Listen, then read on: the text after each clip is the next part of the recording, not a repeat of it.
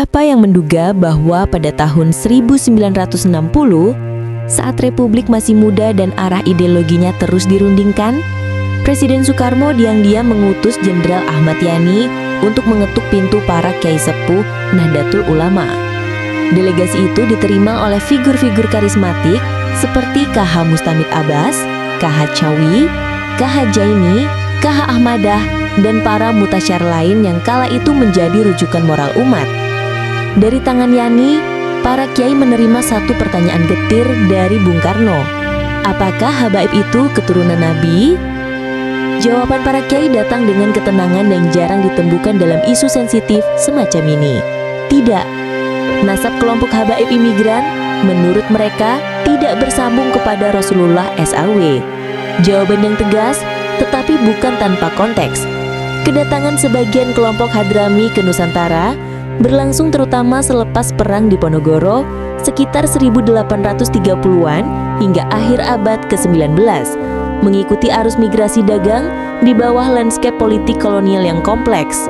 Belanda, sebagaimana dicatat sejarawan seperti Ulrike Freytag, kerap memberi ruang tertentu bagi elit religius imigran demi stabilitas kekuasaan, tanpa selalu mempertimbangkan otentisitas klaim genealogis maupun dampaknya bagi struktur sosial pribumi.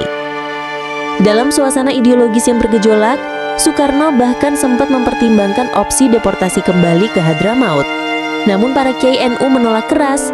Penolakan itu bukan pengakuan nasab, melainkan sikap moral. Manusia, siapapun dia, tidak boleh diperlakukan sebagai barang kiriman yang bisa dikembalikan semena-mena. Sebuah keputusan yang selaras dengan sila kedua Pancasila, tetapi sekaligus membuka rangkaian konsekuensi panjang yang masih bergema hari ini. Untuk memahami ketegangan historis itu, kita perlu menengok lebih jauh. Bung Karno, sejak 1930-an telah mengkritik keras sebagian kelompok habaib tertentu yang dianggap memelihara pola hubungan feodal yang oleh beliau disebut sebagai Hadramautisme, satu kecenderungan mempertahankan hierarki genealogis yang dianggap menghambat modernitas dan kemerdekaan berpikir. Kritik ini tidak berdiri sendiri, ia sejalan dengan dinamika yang telah lama terjadi di Hadramaut sendiri.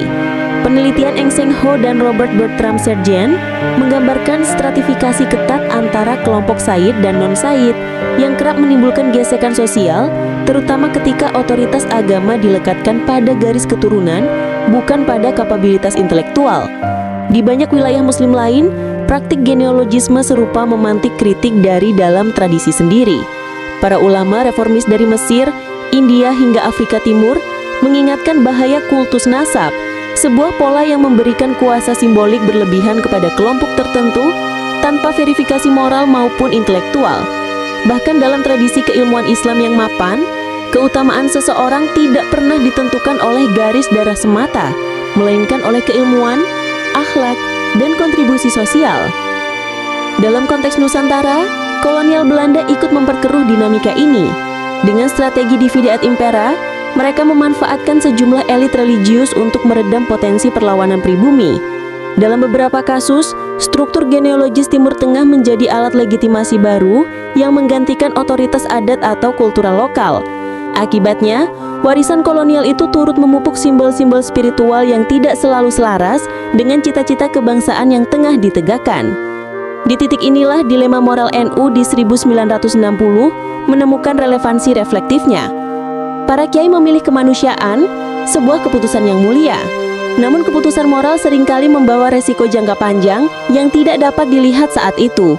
Hari ini, sebagian masyarakat menilai bahwa sebagian kelompok habaib Balawi telah mengembangkan pola otoritas yang problematik, pendawiran, kultus figur, klaim nasab tidak terverifikasi, hingga pelintiran sejarah yang menciptakan ketimpangan simbolik di ruang publik. Maka pertanyaannya mengemuka, apakah NU memikul tanggung jawab sejarah atas pilihan moral tersebut?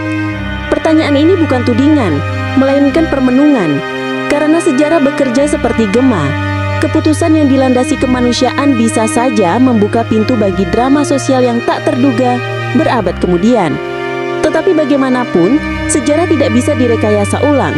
Yang tersisa hanya keberanian untuk mengungkap kebenaran. Di titik ekstrim, muncul juga pertanyaan kontrafaktual yang menggoda imajinasi.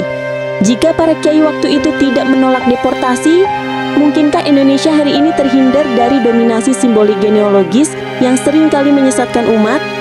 Pertanyaan semacam ini memang tidak pernah bisa dijawab secara pasti, tetapi berfungsi sebagai cermin yang memaksa kita menilai ulang hubungan antara moralitas, politik identitas, dan pembentukan bangsa. Akhirnya kita kembali pada hal yang paling fundamental, etika, sejarah, dan masa depan kebangsaan.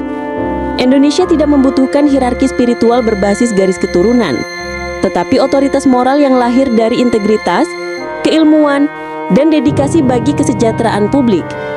Sejarah memberi pelajaran bahwa kultus genealogis hanya menumpulkan nalar, menghambat pengajuan, dan menciptakan ruang manipulasi bagi siapapun yang sanggup mengeksploitasi simbol. Kita memerlukan keberanian intelektual untuk menilai sejarah apa adanya, bukan untuk membenci siapapun, tetapi untuk memastikan bahwa masa depan bangsa tidak lagi dibangun di atas klaim-klaim yang kabur. Kebenaran tidak selalu nyaman, tetapi ia adalah fondasi paling kokoh bagi masyarakat yang rasional dan beradilan.